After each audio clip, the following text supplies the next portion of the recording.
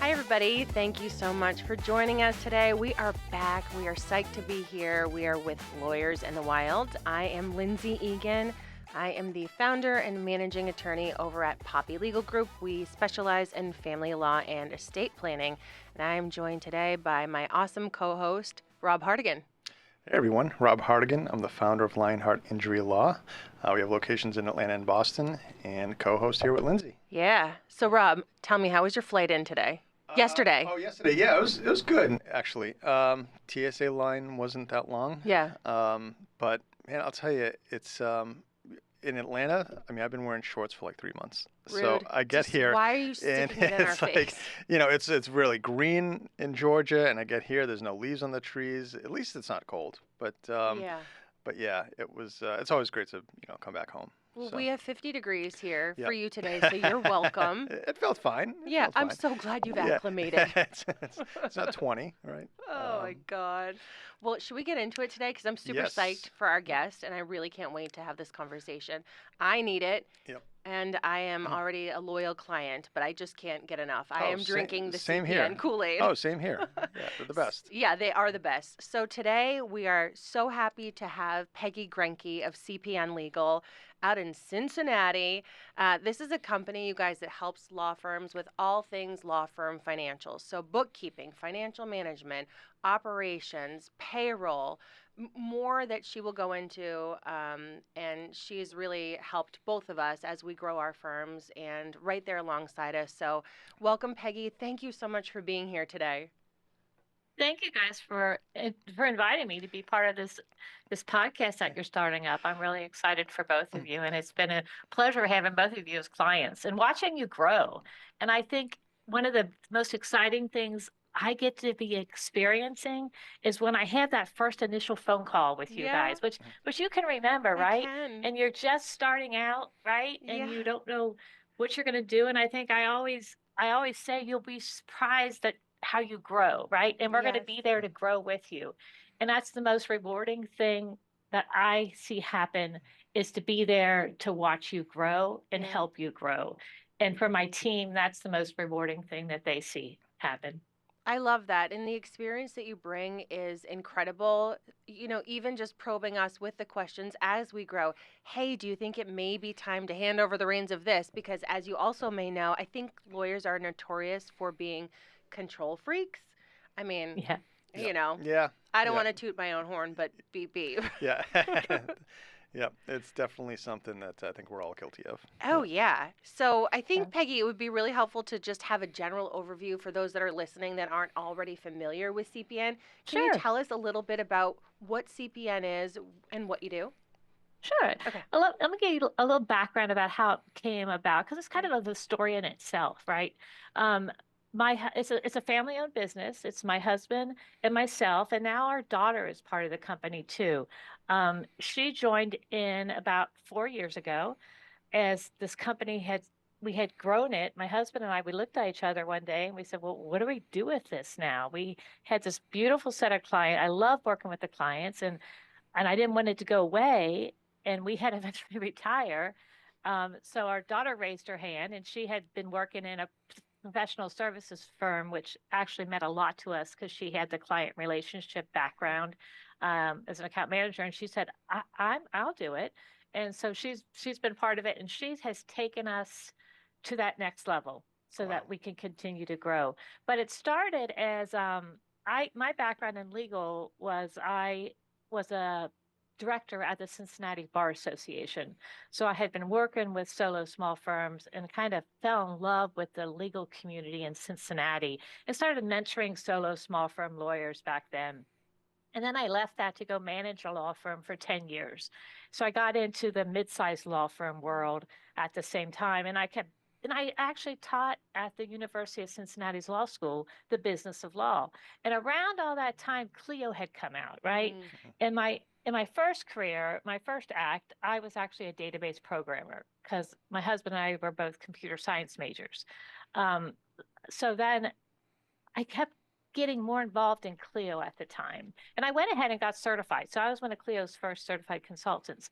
So as I was doing that, and I kept having lunches with solos and breakfasts and helping them set up their businesses, dipping my toe into that world, I kind of looked at my husband one day, who had started his own business as an outsourced CFO. He left corporate America and branched out and realized he loved the world of small businesses and helping small businesses.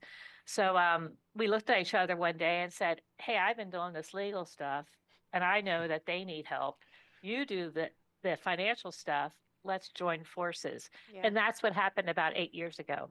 When I was coaching lawyers, Lindsey, you'll love this. I kept preaching, you gotta find a niche.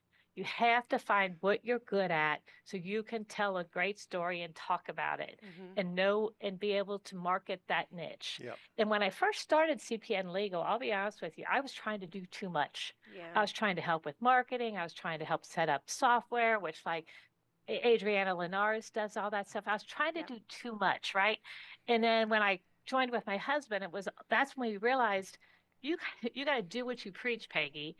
And that's when we honed in on doing bookkeeping for law firms. And that's really what we're good for. And our real expertise is the part where Clio interacts with QuickBooks Online. And that's our area of expertise. And as CPN Legal has grown, we really focus on we'll take other clients that aren't on Clio, but I don't actively advertise that. But we'll take smokeball clients and we'll take my place clients. But I like to stay in my lane of expertise because I know that's how we're good. And that's how we get a good reputation is when we stay in that lane and do a really great job.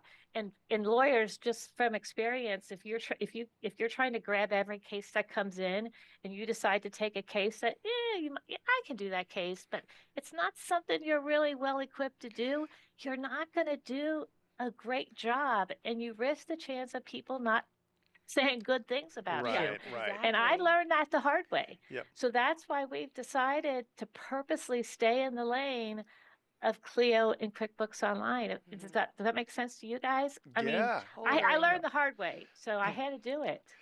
Yeah, I think that's really good advice. I mean, Lindsey and I have both been practicing for a little bit now, and we've Don't let our young look fool you. you. A lot of moisturizer is part of it. So we, I mean, that's such a good point because I think we've learned our lessons too, just in practice about which clients and cases to take and which ones not to take, right?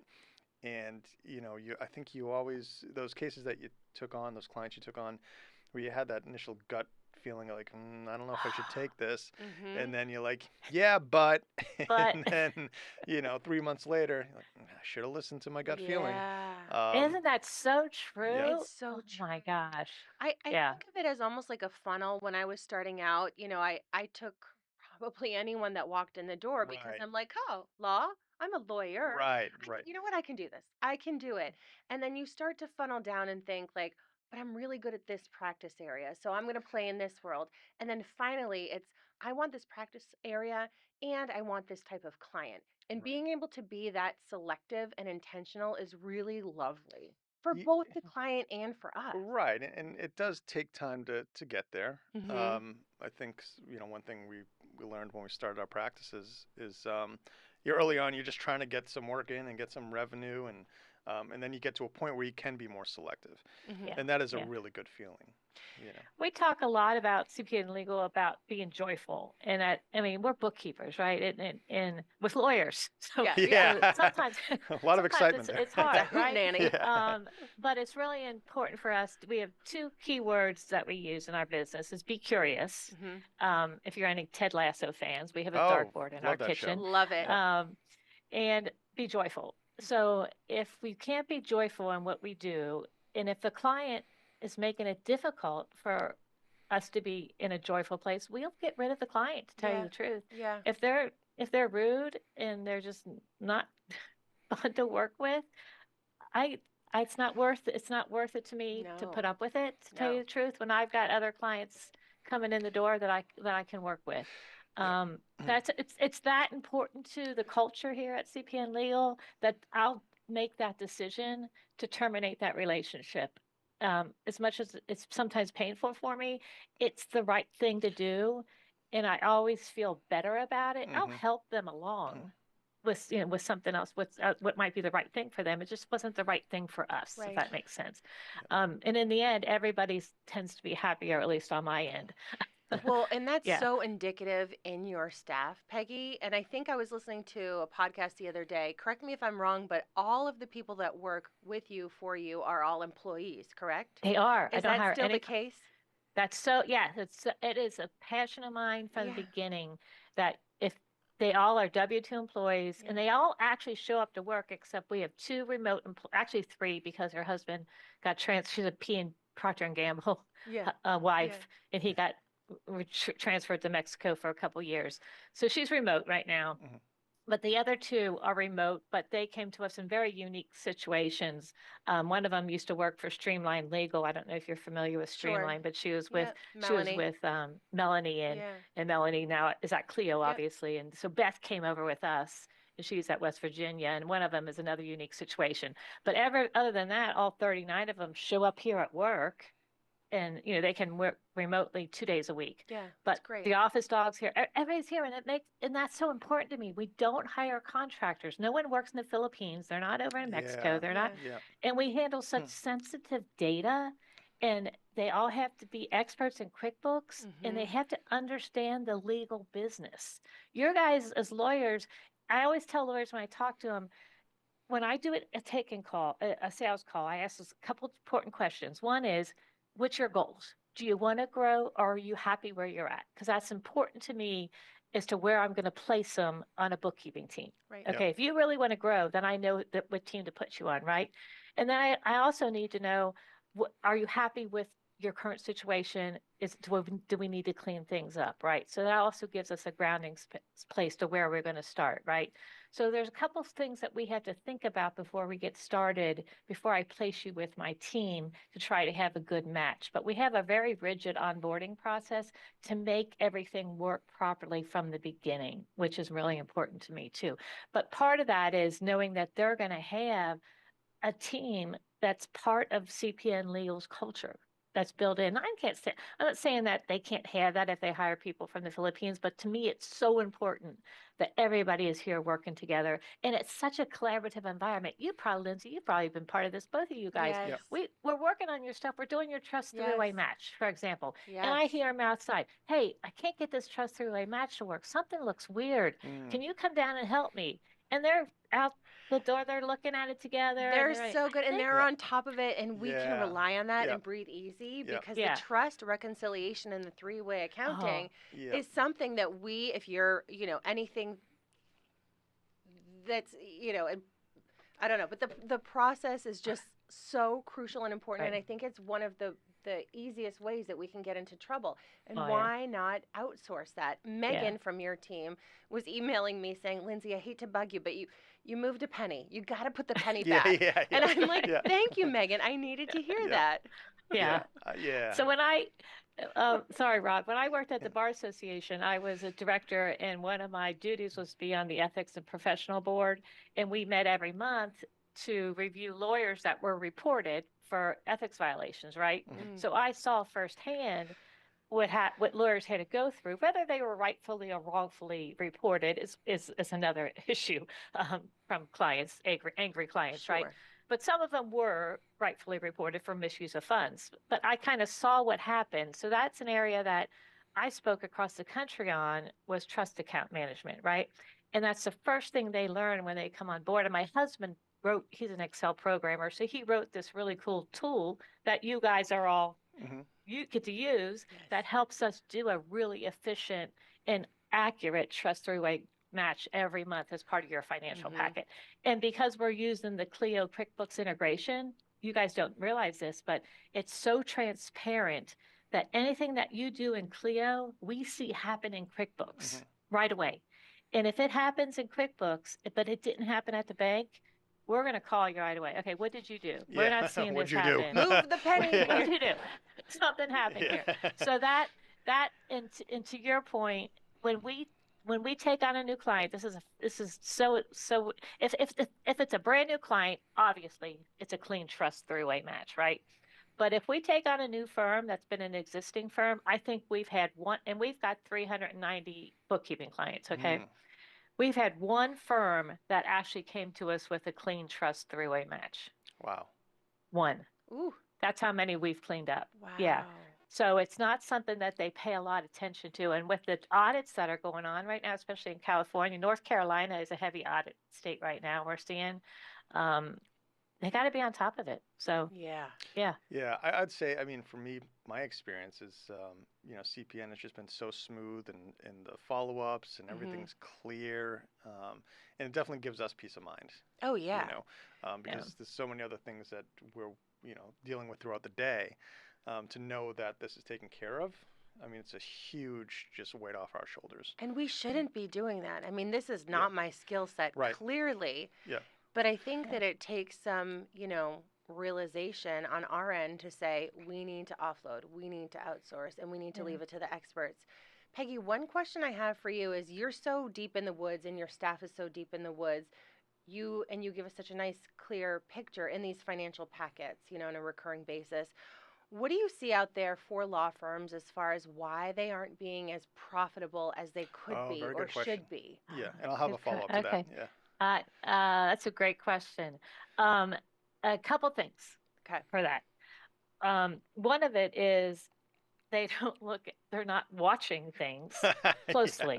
Okay. It's just, and when we take on a new client, we're doing P&L statements. We're in there, we're looking at, so some of them have never reconciled their bank accounts. Okay. So you can't even begin to think about being a profitable law firm unless you know where your revenue's coming from. Yeah. We do a lot of KPI reporting, key performance indexes, right? But you have to know where your revenue's coming from, okay? And there's a whole world behind that number in a minute. And then we have to figure out what expenses are happening, okay? And those expenses have to be divided into two types of expenses. Your client advance costs, what are you advancing?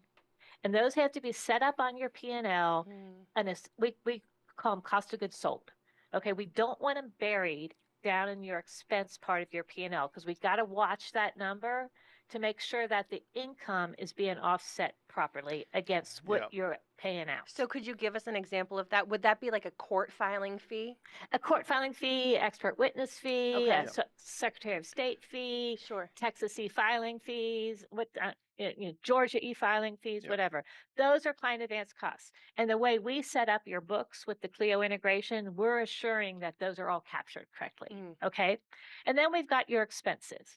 And in the expense part, if you're not watching what you're spending, you're not going to be profitable. Right. Okay. And so what happens, what we see is lawyers have this bad disease of the next shiny object, fear of missing out. So they're constantly signing up for the next software. Oh, this app and that app and this app and that app. So the first time we dig in to do their books, we find that they've got all this software they purchased. Yeah. And like, are you using this? Because and they're like, no, I haven't used that for 2 years. I'm like, well, did you know you're paying $30 a month for that?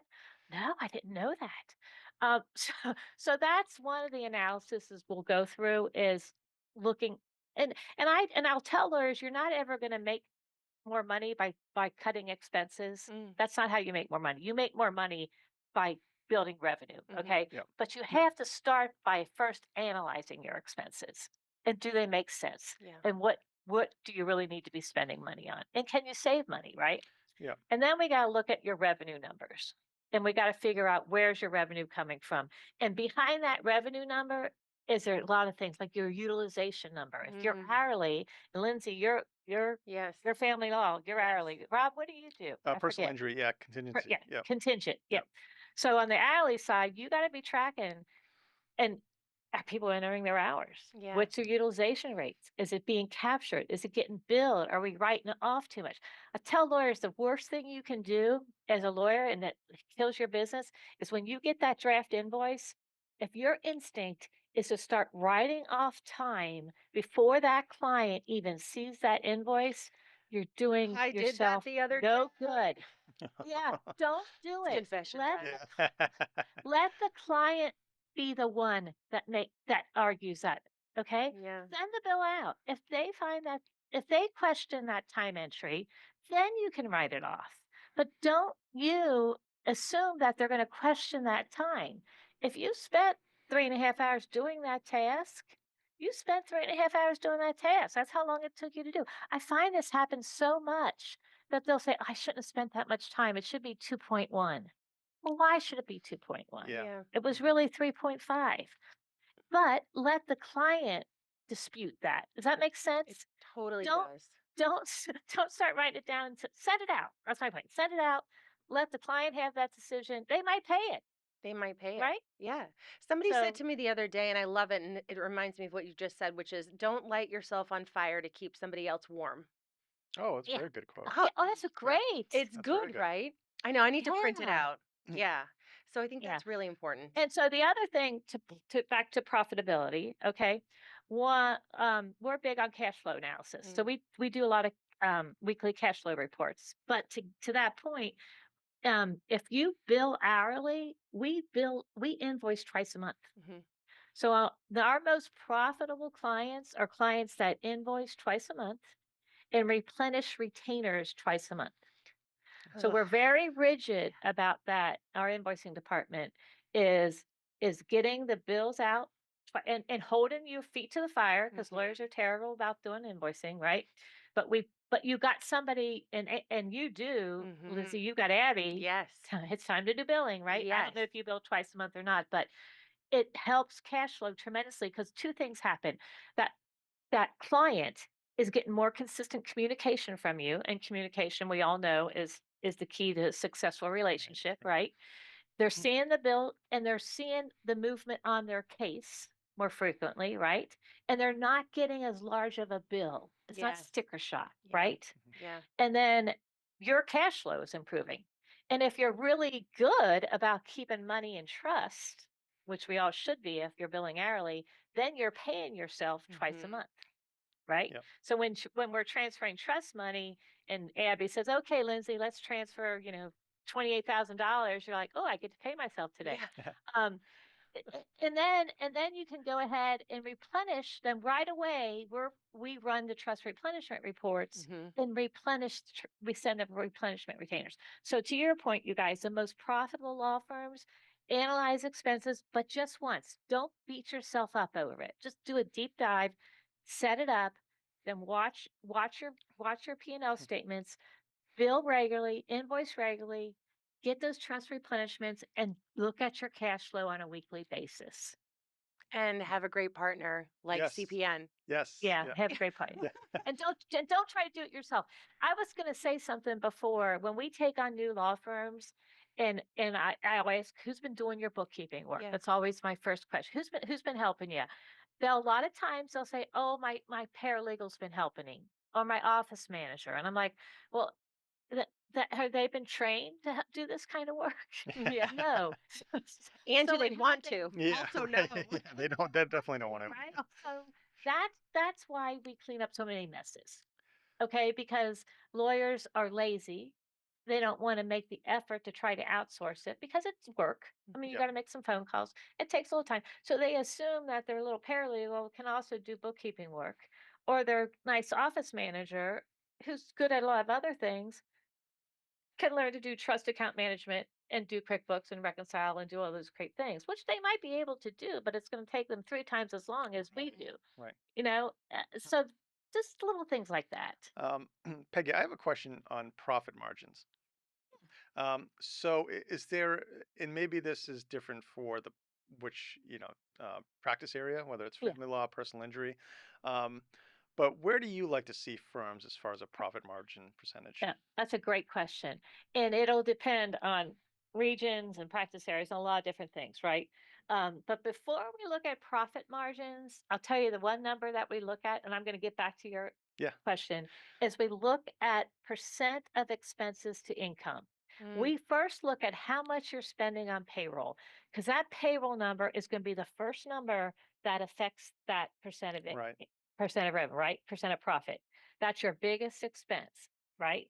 So if that number is above 50%, we're going to look at that really closely.